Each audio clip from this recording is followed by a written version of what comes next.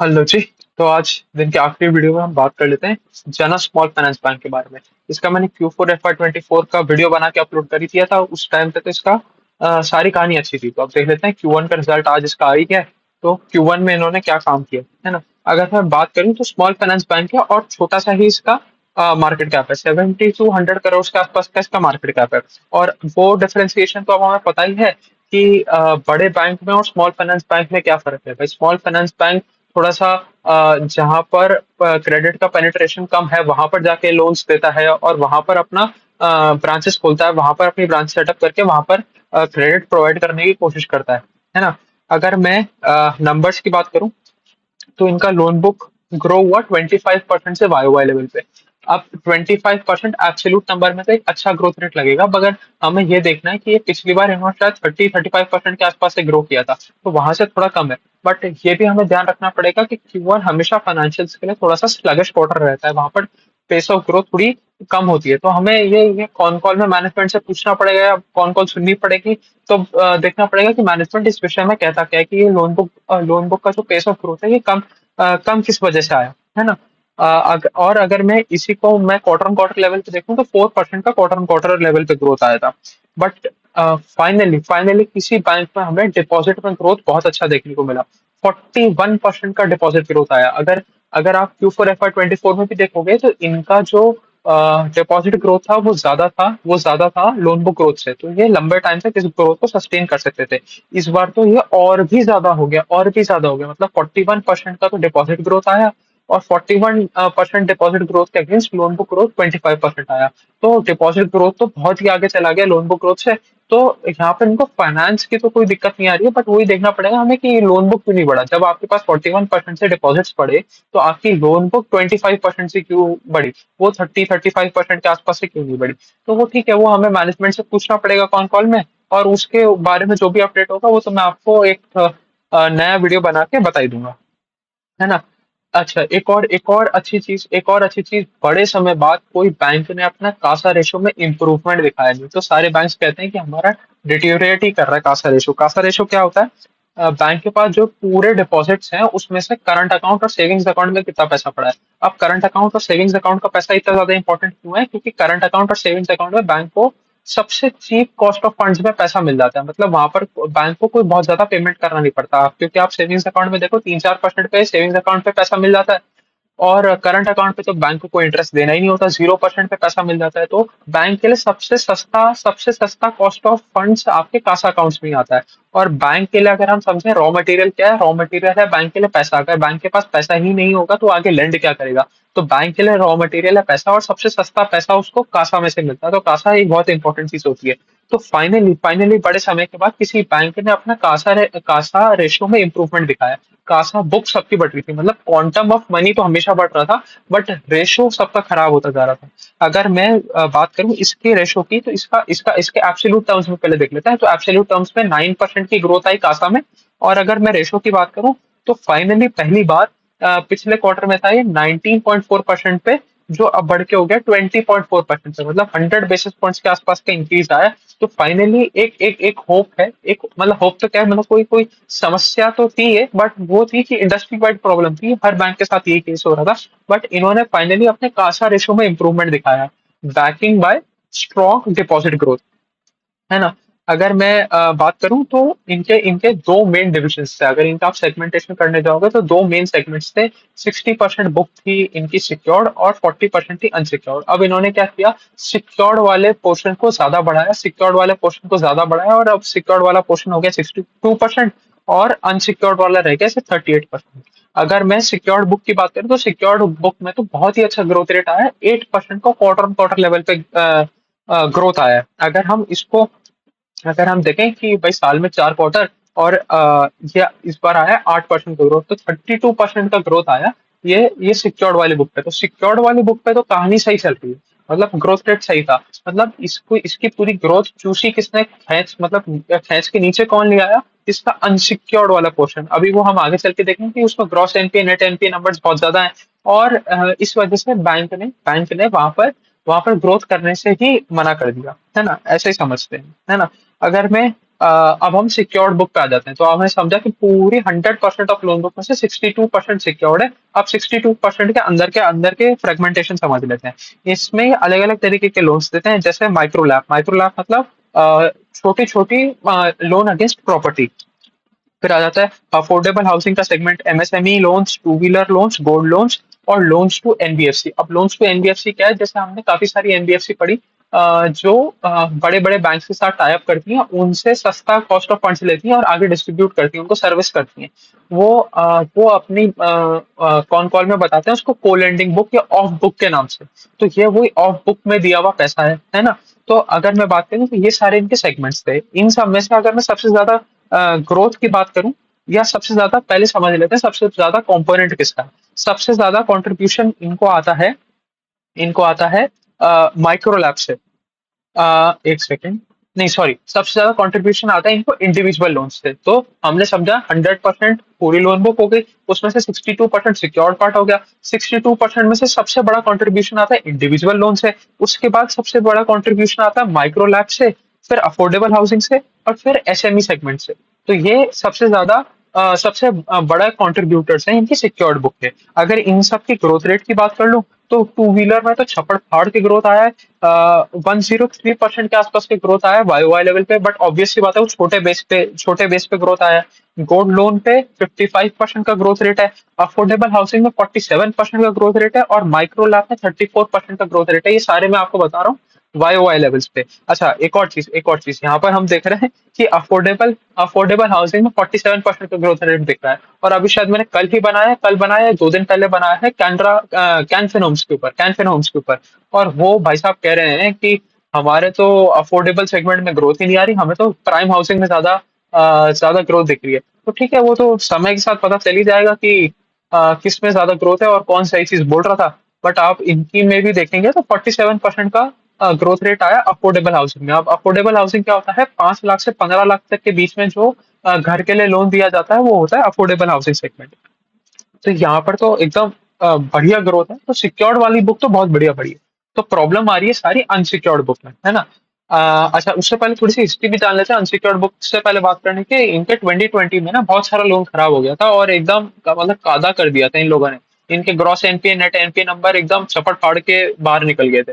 तो उस बुक को क्लीन करके अब इन्होंने ये बुक बनाई है, और इसीलिए ये बहुत ज्यादा कॉशियस होकर चल रहे हैं। इसीलिए इनकी अगर अपन देखेंगे, जो बचा हुआ 38% जो अनसिक्योर्ड बुक वाला सेगमेंट है, वो तो डिग्रू कर गया क्वार्टर ऑन क्वार्टर लेवल पे, और वाई वाई लेवल पे सिर्फ 13% का ग्रोथ आया। अब हमने देखा था सिक्योर्ड बुक में 8% का क्वार्टर ऑन क्वार्टर इंक्रीज आया। उसको एनुअलाइज करें तो 32% का ग्रोथ रेट था सिक्योर्ड बुक में। वहीं वहीं आपकी जो अनसिक्योर्ड बुक है, अनसिक्योर्ड बुक में सिर्फ 13% का वाई वाई ग्रोथ आ रहा है। तो सारी कहानी खराब हो रही है अनसिक्योर्ड में। और खराब क्यों हो रही है? क्योंकि यहाँ पर जो भी लोन्स दिया गया है, ये एग्री लोन्स दिए गए हैं, और ये थोड़ी ये क्वार्टर इनके लिए खराब ही रहता है, क्योंकि इसमें सीजनैलिटी इफेक्ट भी आ जाता है। जो भी एग्रीकल्चर लोन्स होते हैं उसमें थोड़ी सीजनैलिटी इफेक्ट रहता है, और Q1 उनके लिए जनरली खराब रहता है। जैसे अभी मेरे को याद नहीं आ रहा, अभी एक दो दिन पहले मैंने एक और वीडियो बनाया था, उसमें भी मैनेजमेंट ने यही चीज बोली थी कि Q1 हमारा जनरली थोड़ा सा खराब रहता है। शायद वो था साउथ इंडियन बैंक के बारे में था। साउथ इंडियन बैंक ने भी यही बोला था कि Q1 में हमारे स्लिपेजेस थोड़ी सी ज्यादा रहती है, कुछ कंसर्निंग बात नहीं है, सीजनैलिटी इफेक्ट है, अगले क्वार्टर से सब नॉर्मलाइज हो जाएगा। तो देखते हैं क्या क्या इनका मैनेजमेंट क्या बोलता है। क्या ये भी वही चीज बोलते हैं कि ये Q2 में सब कुछ नॉर्मलाइज हो जाएगा और बैक टू नॉर्मल आ जाएंगी सारी चीजें, है ना? आप थोड़ी सी बात कर लेते हैं। ये अपने डिजिटल इंफ्रास्ट्रक्चर पे बहुत ज्यादा फोकस कर रहे हैं, और अपनी जो रिस्क टेकिंग जो इनके मैट्रिक्स हैं उनको और भी ज्यादा स्ट्रॉन्ग कर रहे हैं। अब इन्होंने डिजिटल इंफ्रास्ट्रक्चर बना रखा है, जिससे ये हर हर लोन लेने वाले व्यक्ति का एक पर्सनलाइज स्कोर बनाते हैं। अब पर्सनलाइज स्कोर कैसे बनाते हैं? कि ये अपने सिस्टम में डेटा इनपुट करके एक मैट्रिक निकालते हैं, एक कस्टमाइज मैट्रिक निकालते हैं, जिससे इनको पता चलता है कि ये उस पर्टिकुलर कस्टमर पे कितना ज्यादा रिस्क ले रहे हैं। जितना ज्यादा रिस्क उतनी ज्यादा यील्ड। और हो सकता है कि ये उस अगर बहुत ज्यादा रिस्की कस्टमर है तो उसको लोन देने से मना करते हैं, जिससे इनकी एसेट क्वालिटी मेंटेन रहे। तो ये सारे रिस्क को मिटिगेट करने की तरीके हैं। इन्होंने एग्जैक्टली क्या चीज बताई वो मैं आपको बता देता हूँ।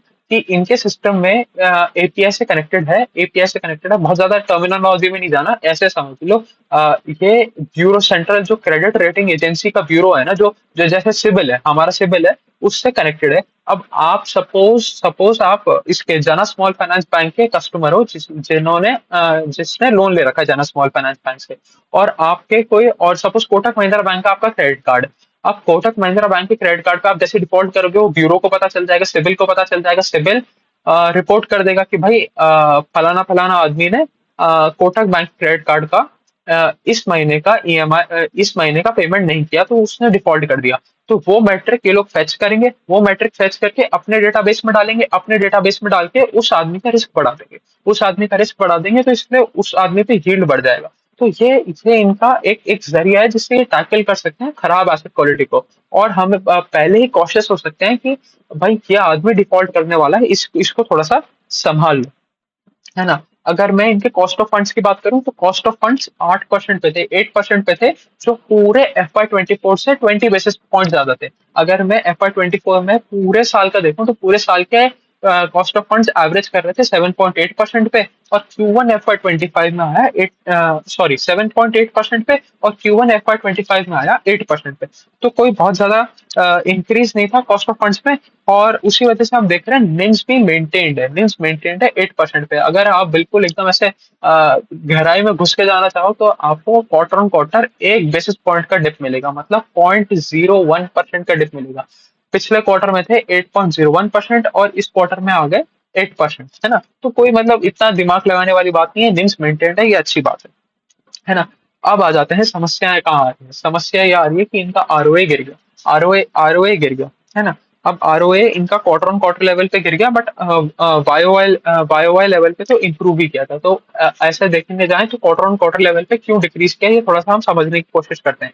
एक तो हम आगे देखेंगे इनकी एसेट क्वालिटी खराब हुई, एसेट क्वालिटी खराब होने की वजह से भी जो इनका आरओए है वो खराब हुआ। और दूसरी चीज इनका क्या हुआ, एक आरओए का फॉर्मूला क्या होता है, PAT upon debt plus equity, है ना। तो यहाँ पर क्वार्टर ऑन क्वार्टर लेवल पे हम 2 मिनट, है ना। हाँ, हम कहाँ पर थे। हाँ, तो आरओए का फॉर्मूला क्या होता है, आरओए का फॉर्मूला होता है PAT upon debt plus equity. अब हमारा डेट प्लस इक्विटी वाला जो मेट्रिक है वो एकदम से बढ़ गया, क्योंकि हमारे पास 41% का ग्रोथ आया, है ना। बट वो चीज है, वो ज्यादा इफेक्ट नहीं करनी चाहिए आरओए को, क्योंकि यहाँ पर सबसे बड़ा जो कंपोनेंट खराब हुआ है वो हमारा ग्रॉस एनपीए बढ़ गया है, वो है। तो ठीक है, आरओए खराब हुआ है, इस चीज को हमें ट्रैक करते रहना पड़ेगा। और ये एक बुरा साइन ही है, मतलब आपकी एसेट क्वालिटी खराब हो रही है, तो ये एक बुरा ही साइन है। और अगर हम एक यूनिवर्सल मेट्रिक की बात करें, जैसे हम कहते हैं आरओई का ट्रेंड बहुत इंपॉर्टेंट है, आरओई का ट्रेंड बहुत इंपॉर्टेंट है, अगर आरओई सही डायरेक्शन में जा रहा है तो बैंक में सब कुछ सही चल रहा है ना। तो अगर हम आरओई की बात करें, तो आरओई ड्रॉप हो गया क्वार्टर ऑन क्वार्टर लेवल पे। पिछले क्वार्टर Q4 FY24 में था वो 21.5% के आसपास, जो गिर के अभी सिर्फ रह गया है 17.6% के आसपास। तो एक स्टीप ड्रॉप इन आरओई हमें देखने को मिला, है ना। और ये क्यों हुआ है वो अब हम देखते हैं। अब इनका अगर मैं ग्रॉस एनपीए नंबर की बात करूं, तो क्वार्टर ऑन क्वार्टर लेवल पे 50 बेसिस पॉइंट से बढ़ गया, 50 बेसिस पॉइंट्स का इंक्रीज बहुत होता है। क्यों, आप देखो लास्ट क्वार्टर Q4 FY24 में 2% का ग्रॉस एनपीए था, जो अब बढ़ के हो गया है 2.5% का। Same case with net NPA, net NPA बढ़ा है, नेट एनपीए बढ़ा है 0.5% से 0.9%। अब यहाँ पर हमें ये कहानी नहीं करनी चाहिए कि भाई अगर आप बायोवाई लेवल पे देखोगे तो इंप्रूवमेंट है। अरे आप एक चीज देखो, अगर आपका एसेट क्वालिटी खराब हो रही है, बैंक एक हाईली लेवरेज्ड एंटिटी होता है, उसमें आपको करंट डेट का पता होना चाहिए कि आपकी एसेट एसेट क्वालिटी कैसे खराब हो रही है। आप उठा के बैठ जाओ पिछले साल की एसेट क्वालिटी से, कोई हमें मतलब नहीं होना चाहिए। आप तो ऐसे निकाल के बता दो कि भाई यस बैंक की तो एसेट क्वालिटी 2010 में बहुत बढ़िया थी, 2012 में बहुत बढ़िया थी, उससे बात नहीं बनेगी ना। तो ये चीज हमें समझ के चलनी पड़ेगी कि एसेट क्वालिटी आपको करंट पोजीशन पे देखनी है कि भाई क्वार्टर ऑन क्वार्टर लेवल पे क्या हुआ। अगर कोई सीजनैलिटी इफेक्ट है वो एक अलग चीज है, वो मैनेजमेंट से बात करने पर हमें पता ही चलेगा। बट हाल फिलहाल अभी जितना रिजल्ट हमारे पास आया है, उसके हिसाब से तो ये बिल्कुल भी अच्छी चीज नहीं है कि आपका ग्रॉस एनपीए 50 बेसिस पॉइंट से बढ़ गया। 50 बेसिस पॉइंट से बढ़ना बहुत बड़ी बात होती है ना। तो अगर मैं परसेंटेज टर्म से बोलूँ, तो 25% से आपका ग्रॉस एनपीए बढ़ गया, तो ये एक बहुत दिक्कत वाली बात है। उसके ऊपर से कंपनी ने उसके लिए प्रोविजंस नहीं करे। कंपनी कहती है कि जो भी हमारा नेट एनपीए आया है उसमें से 61% सिक्योर्ड है, तो हम एसेट एसेट लिक्विडेट करके हम अपना उसकी पूर्ति कर लेंगे पैसे की। और इसकी वजह से हम अपने प्रोविजन नहीं बढ़ा रहे। अगर आप प्रोविजन कवरेज रेशो देखोगे, तो लास्ट क्वार्टर में था 74% का, और इस क्वार्टर में वो रह गया 63% का। तो ये एक कंसर्निंग फैक्टर है जो हमें जना स्मॉल फाइनेंस बैंक में देखना पड़ेगा कि देखो अब हमें क्या क्या चीज पे कौन कॉल में बात करनी पड़ेगी या मैनेजमेंट की सुननी पड़ेगी। भैया एक तो हमारा लोन बुक ग्रोथ कम क्यों आया, ये 25% का क्यों आया, जो 35% के आसपास से ग्रो हो रहा था उसका ग्रोथ रेट 25% क्यों आया। सेकंड चीज हमें हमें ये पूछना पड़ेगा कि भैया ये जो ग्रॉस एनपीए इतनी तेजी से क्यों बढ़ा, क्या ये सीजनैलिटी है, क्या ये अगले क्वार्टर में सब कुछ नॉर्मलाइज हो जाएगा, बैक टू नॉर्मल आ जाएगा, वापस इसकी ट्रेजेक्टरी ठीक हो जाएगी। Trend is the most important thing. अगर ट्रेंड सही है तो सब कुछ सही है। क्या इसका ट्रेंड वापस नीचे की तरफ आने लग जाएगा, नेट एनपीए का ट्रेंड क्या वापस नीचे की तरफ आने लग जाएगा, क्या ये जो आपने पीसीआर बना रखा है, ये पीसीआर बना रखा है, क्या ये सफिशियंट है ना। इन सारी चीजों के बारे में हमें बात बात करनी पड़ेगी, है ना। अगर मैं अब थोड़े नंबर्स पे आ जाऊं, अच्छा उससे पहले एक चीज समझ लेते हैं, इनका क्रेडिट कॉस्ट भी गिरा। अब देखो एक बहुत इंटरेस्टिंग चीज हुई यहाँ पर इनका ग्रॉस एनपीए नंबर बढ़ा, नेट एनपीए नंबर बढ़ा, बट जो क्रेडिट कॉस्ट थी वो नीचे आ गई। क्यों? अब देखो क्रेडिट कॉस्ट का फॉर्मूला क्या होता है, क्रेडिट कॉस्ट का फॉर्मूला होता है provision upon upon total loans dispersed. मतलब आपने सपोज 10 रुपए का प्रोविजन किया और आपने 100 रुपए बाजार में बांट रखे थे। तो 10 रुपए का प्रोविजन किया, 100 रुपए बाजार में बांट रखे थे, तो आपका जो आपका क्रेडिट कॉस्ट होगी वो होगी 10/100, 10/100 होगी आपकी क्रेडिट कॉस्ट होगी। तो इन्होंने क्या किया है, इन्होंने अपने प्रोविजन ही नहीं बढ़ाए। जैसे हमने देखा कि प्रोविजन कवरेज रेशियो नीचे आया, इसका मतलब इन्होंने प्रोविजन ही नहीं बढ़ाया। प्रोविजन जिस पेज से इनका ग्रॉस एनपीए बढ़ा उस पेज से प्रोविजन ही नहीं बढ़े। अगर मैं एब्सोल्यूट नंबर्स में बात करूं तो शायद 20 1 करोड़ का प्रोविजन बढ़े थे। अगर मैं लास्ट क्वार्टर की बात करूं तो 173 174 करोड़ के आसपास का प्रोविजन था, जो इस क्वार्टर में इन्होंने शायद 185 190 करोड़ के आसपास लेके गए। तो उस पेज से प्रोविजन ही नहीं बढ़े जिस पेज से इनकी एसेट क्वालिटी खराब हुई। तो ये इन्होंने मतलब क्वार्टर ऑन क्वार्टर लेवल पे प्रॉफिट दिखाने के लिए अपने प्रोविजन ही कम किए कि भाई हमारा प्रॉफिट प्रोटेक्टेड है, हमारा पैट जो है वो बड़ा है, पैट बड़ा है, इसकी वजह से हमने प्रोविजन ही नहीं दिखाया। मतलब ये तो क्या ही बात होगी। अगर इसका मैनेजमेंट को इसका ठोस जवाब दे पाता है कि भैया इस स्ट्रैटेजी के तहत हमने ऐसा काम किया, तो ठीक है, नहीं तो ये बहुत बहुत ही खराब चीज है। अगर अब हम नंबर्स पे आ जाते हैं, तो नंबर्स पे अगर हम बात करें तो बैंक के क्या क्या चीजें होती हैं एक बार हम वापस रिवाइज कर लेते हैं। तो सबसे पहले हमारे आती है net interest income. Net interest income मतलब जो आपने लोन दिया उसके ऊपर जो आपने इंटरेस्ट कमाया वो है हमारी नेट इंटरेस्ट इनकम। उसके बाद आ जाते हैं अदर इनकम। अदर इनकम में मतलब कोई भी फीस के जरिए आपने जो भी पैसा कमाया, कि सपोज एएमसी चार्जेस ले लिए, डेबिट कार्ड चार्जेस ले लिए, क्रेडिट कार्ड चार्जेस ले लिए, अकाउंट मिनिमम बैलेंस मेंटेन नहीं किया उसका चार्ज ले लिया, एनी एक्सवाइजेड चीज का चार्ज ले लिया, कोई सर्विस का चार्ज ले लिया, वो हमारे आ जाता है अदर इनकम में। इनका अदर इनकम के कंपोनेंट में इनका एक हेल्थ इंश्योरेंस, मतलब हेल्थ इंश्योरेंस भी है, क्योंकि ये लोग अपने जो कस्टमर्स हैं उनको हेल्थ इंश्योरेंस भी बेचते हैं जिससे उनकी फैमिली सिक्योर्ड रहे और इनका लोन भी सिक्योर्ड रहे, है ना। तो ये बात है ना। तो इनका जो नेट इंटरेस्ट इनकम है वो तो 32% से बढ़ा। और प्री प्रोविजनिंग ऑपरेटिंग प्रॉफिट, अब ऑपरेटिंग प्रॉफिट क्या है हमारे पास, अदर इनकम आ गया था, नेट इंटरेस्ट इनकम आ गया था, इन दोनों को ऐड करेंगे तो हमारे पास मिल जाएगा टोटल इनकम। अब टोटल इनकम में से ओपेक्स हटा देंगे हम। ओपेक्स हटा देंगे मतलब जो भी आपके सैलरीज हैं वो दे दी हमने, हमारे ब्रांच एक्सपेंसेस हटा दिए कि भाई रेंट जाना है, लीज एग्रीमेंट साइन होना है, या फर्नीचर लगना है, जो भी एनीथिंग, मतलब इलेक्ट्रिसिटी, पानी का बिल, कॉफी मशीन का बिल, नई कॉफी मशीन, पेपर, पेन, सब कुछ हटा दिया, वो आपका हो गया ओपेक्स। ओपेक्स अगर आपने टोटल इनकम में से हटा दिया तो आपके पास मिल जाता है ऑपरेटिंग प्रॉफिट। तो ऑपरेटिंग प्रॉफिट में इंक्रीज आया 30% का, 30% का, है ना। और फिर फाइनली अगर हम उसमें से टैक्स हटा, प्रोविजन और टैक्स हटा देंगे तो हमारे पास मिल जाएगा पैट। पैट मिल जाएगा हमें। तो पैट इनका बढ़ा 90% से वाई वाई लेवल पे। तो ये तो बहुत ही शानदार ग्रोथ है। बट हमें पता चल रहा है ना कि क्या समस्या है। इन्होंने अपना प्रोविजन कवरेज रेशो घटा दिया, और वहीं हम पीबीटी की बात करें तो PBT quarter on quarter level से 3-4% के आसपास से गिर ही गया, है ना। तो वो हमें समझ में आ ही रहा था कि भाई आपकी एसेट क्वालिटी खराब हो गई, आपके आरओई नंबर नीचे गिर रहे हैं, है ना। तो वो इसी वजह से हो रहा है क्योंकि आपका प्रॉफिट ही नहीं आ रहा। तो हमें हमें ये नहीं देखना कि यहाँ पर 90% से वाई वाई ग्रोथ आया, हमें ये देखना है कि क्वार्टर ऑन क्वार्टर लेवल पे तो सारी कहानी खराब होगी। तो ठीक है, अभी के लिए इतना ही रखते हैं। ये थी जना स्मॉल फाइनेंस बैंक के बारे में कहानी। चलिए, थैंक यू।